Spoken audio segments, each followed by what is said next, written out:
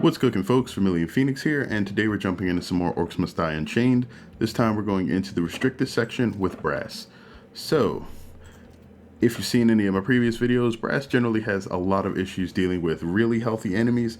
Anything that she can't one-shot basically just starts to run through whatever she has set up.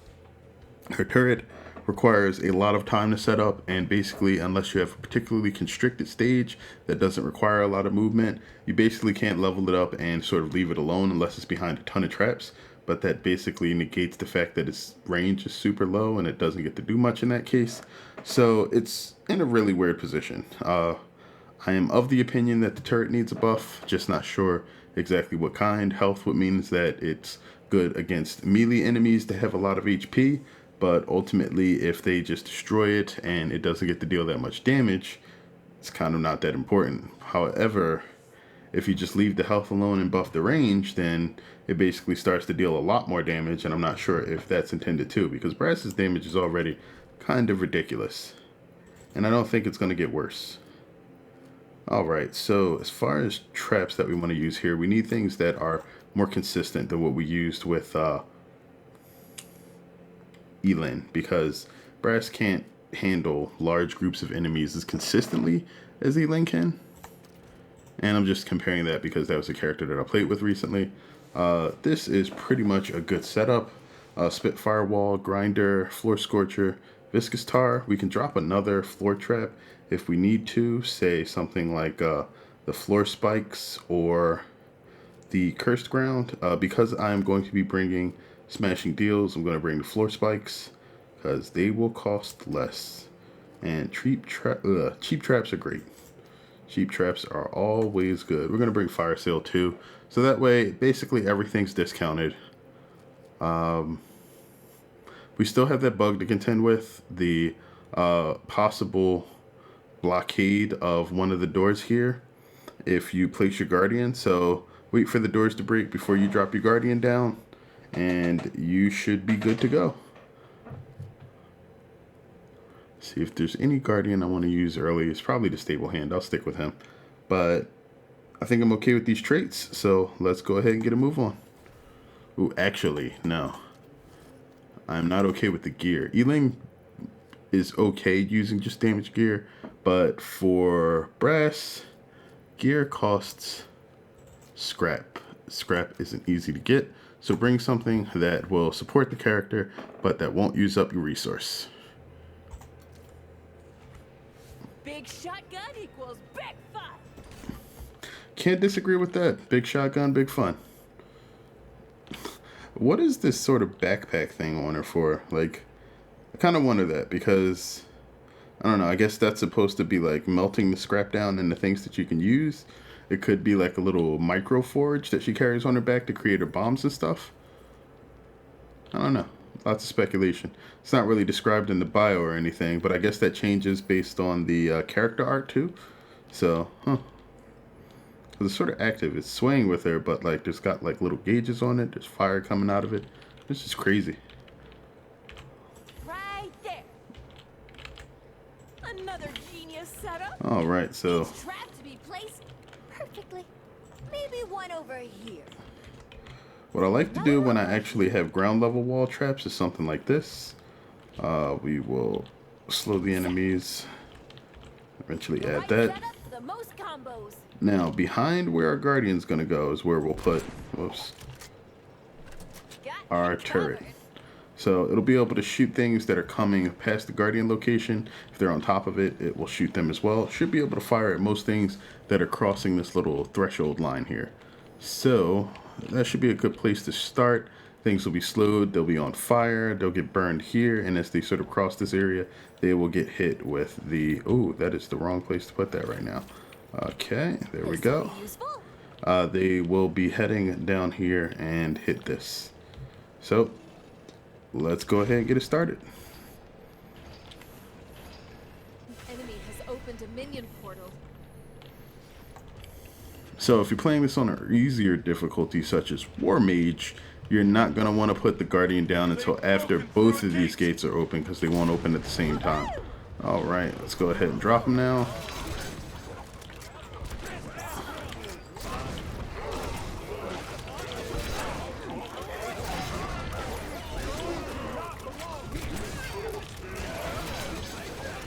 Alright, doing pretty good so far.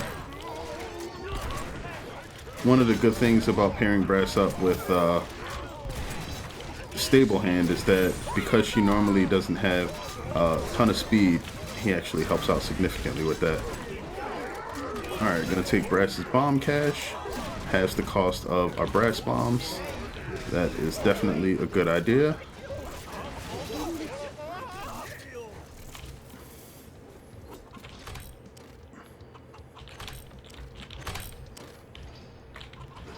What died there? That I got 30 scrap.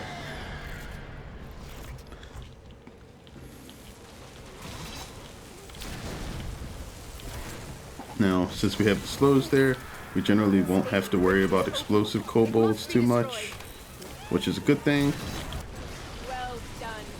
I get in the habit of using right click before Brass's primary attack because they have about the same cooldown rate in the game currently. So even though it's on cooldown, I get about 2 primary attacks before I get another cannonball, and then the cannonball is like a true AoE attack rather than just a cluster of shots, so it will hit enemies behind the initial target. Generally something that I want to pay attention to and not leave it on, not have it active when it could be used to deal additional damage. It's one of the things that if you want to maximize like your use of the character, it's probably something you'll have to pay attention to. Okay. So that's maxed out now. We are free to use bombs. They come right through here. Alright. We are pretty much A big surprise. good to set up whatever we want now. Wait till they come through here.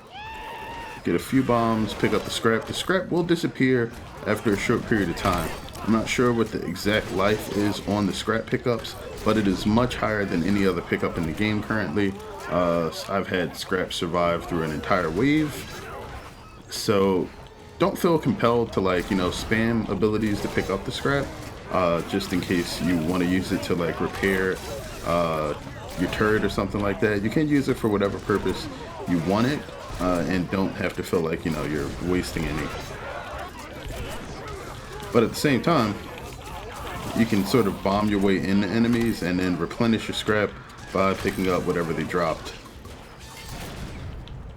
Okay, we're gonna grab the scrap pile just because I don't think I'll need the stunning cannonball here. The cannonball stun is actually really short at 1 second. My guess is that they didn't want it to feel like OP. The boss minion has entered the battlefield. All right.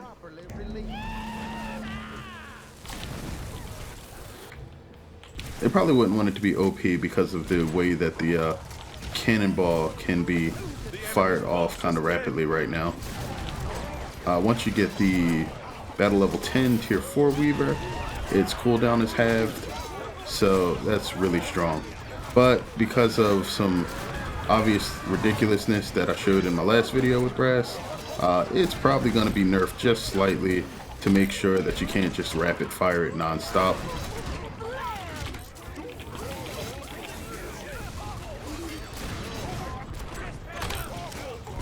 Okay, most of these guys are dead now. Let's go ahead and finish this wave off. Alright, now I need to fix this pathing here.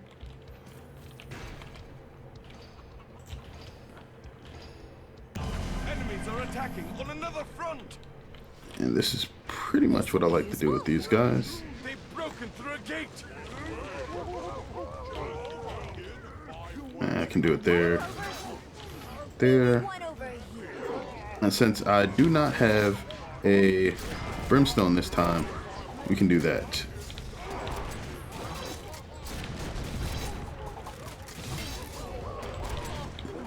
Now currently there's a bug where Brass's shots will penetrate shields. They will ignore their ability to deflect damage.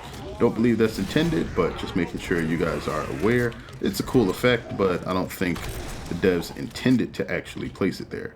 So while it's cool, that sucks.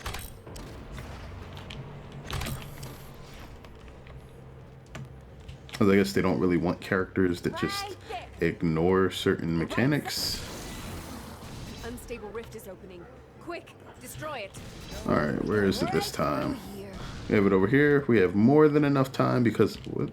Oh, that's stuck in its disabled animation. Don't think that's intentional.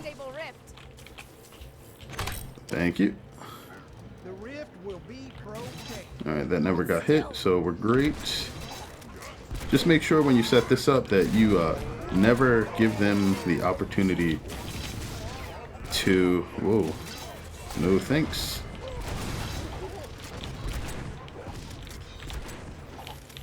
Our barricades are under attack. Alright, so that was close enough. The blast radius for those dynamite arrows is ridiculous. They will cause you all sorts of problems if you let them. I tried to sell that so I could replace it, but I did not get it in time.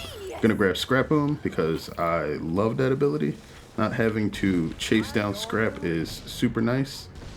Okay. Gonna place another one of these here.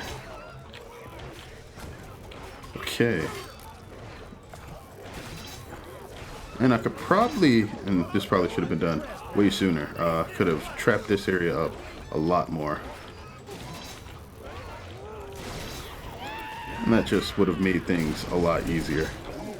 Now, in addition to that, we're going to line this area with grinders, and I pretty much don't have to worry about anything ever seeing the light of day on this side from now on. I can set up some ballista over there. I didn't bring the arcane bowling balls, which are probably one of the strongest traps I had in the build for Elin. They only become effective here, but if you're in anything, like if this were ever added to Endless, that would probably be one of the stronger places to place that trap. Wow, destroyed. Good job, Guardian and turret. Yeah, so the turret's strongest position is next to somebody that can control space and deal damage in an area. No place better than a hall of traps, literally. And if you want to make sure things are always on fire, make sure you have things that can set them on fire. The only thing that can make this better is like pounders or swinging maces, whatever you prefer. But because there's not a lot of swinging mace area on this map specifically, I tend not to, ooh, I have not set this up yet. So let's do that. They've broken through a gate. And I think we're just gonna have to spam bombs to get through this.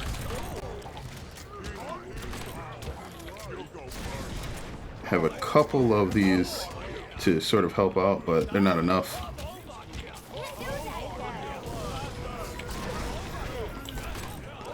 Alright, managing it okay. Really what I needed was just to pick up a small amount of coin for that. Whoa. Alright, almost got myself killed. And that's what I meant about her low HP. It is a thing. You'll need to be careful about it. Uh-oh.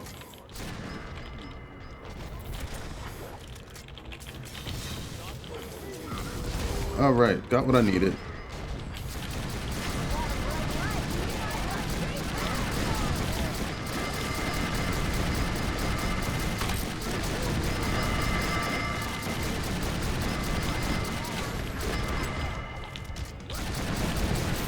And super OP-ness for the win.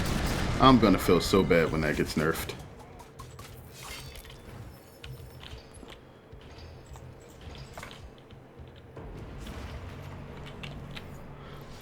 Alright, so there's a couple more things that we're gonna want to do. We're gonna need a floor spikes here, another slow trap, and then I basically won't have to worry too much about this area anymore, just because there will be enough just stacked damage in here that these guys will die pretty hard whenever they try to come through. And this is the only gate that you really need to pay attention to after you set the other ones up. I actually overspent on the grinders there, which is why I had any sort of issue here.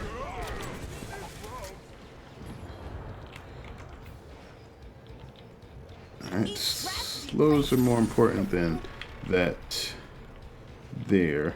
I can probably set up another... Actually, let's do that. Or we can place it back here. That way it'll burn everything that tries to come out.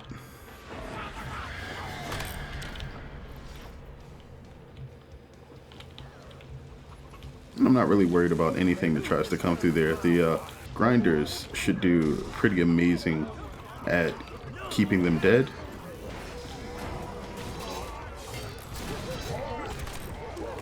Alright, and then of course we're going to line this wall with grinders.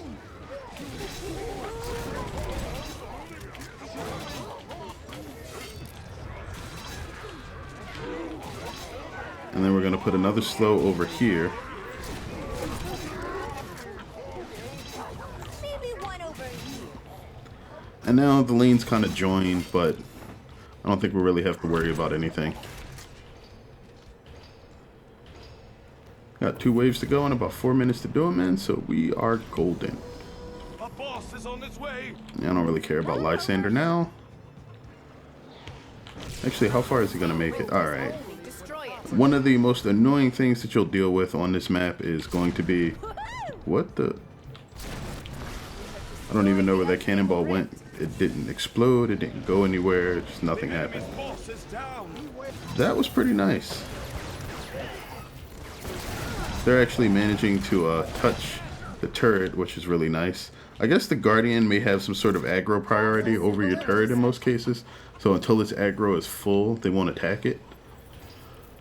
I'm not sure. Do enemies even have aggro priority? Like, do they choose to attack certain things more than others? I wonder. Because if they do have some sort of aggro priority, it may be left over from like early days when Siege was part of the game. Although most new players will have no idea what I'm talking about. Because I'm not using Brimstone here, these guys could be dangerous. Once you do hear the signal for kobolds showing up, feel free to come blow them up. It may save your life. Alright, this is the last wave. I actually cleared this faster than I did with Elend, and I think that shows that this is probably a better trap setup. Although, again, I probably wouldn't have had the Unchained if I didn't overspend on building those grinders first. Because I didn't really need the grinders out there. As you can see, most things probably won't get that far anyway because of all the slows. And the fire damage will be enough.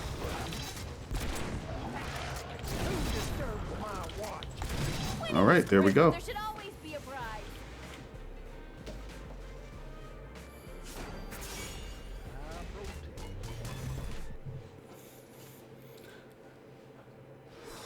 So that was actually pretty good. One of the things that I don't expect you'll be able to do as well is the Unchained spam cannonballs thing. But I think that more than likely they won't make the cannonball spam go away. What they'll do is they'll reduce it. So it'll probably be like a second or a half-second delay between cannonball shots whenever the increase in the default cannonball time takes place. And then you'll be fine because, you know, a cannonball every half second versus a cannonball every quarter second is probably not as bad. Or not as broken, I should say. But I think that's going to be it for... Ooh. I haven't gotten a Spitfire wall in a while, and I think that's the last Spitfire wall I needed to get it to tier 7, which is great because I finally get the trigger slot on it. Not that I really need it. But the Spitfire is one of the fastest firing traps in the game. It has a 4.2 second burn duration and a 4.7 second fire duration. If you decrease this by 20%, you can basically make sure that everything is on fire for exactly as often as the, or slightly more often than the Spitfire even shoots, with the use of a spring, and triggers will make it even stronger. So it's a really, really good trap in my opinion. And unlike the arrow wall, Spitfires will burn everything that's within their fire range instead of just using their darts on single targets. So, yeah, it's great. But that'll be it for today. That's all of the orcs for the week. I'll probably have a poll up by now so you guys can choose which game you want to see for the weekend, and then I'll move on to that. But either way, let me know what you guys think about Elin and Brass so far. I know I've done quite a few videos on them at this point, but I'll be culminating in finishing them off probably in the month of December, and then I'll be working on a hero overview video for those two heroes. I know that a lot of people also want to see Stink Eye and Oziel, so I think those will be the two characters that I work on after Elin and Brass. And then as long as Robot doesn't decide to release like 4 new characters in the month of January, we should be able to get those completed relatively quickly. Either way, I hope you guys enjoy this. If you learned something, that's excellent. If you have anything you want to learn or any questions, feel free to drop those in the comments. I usually answer those whenever I have a free second. And, I just enjoy speaking with you guys. But until next time, as always, thanks again, and have a good one, folks.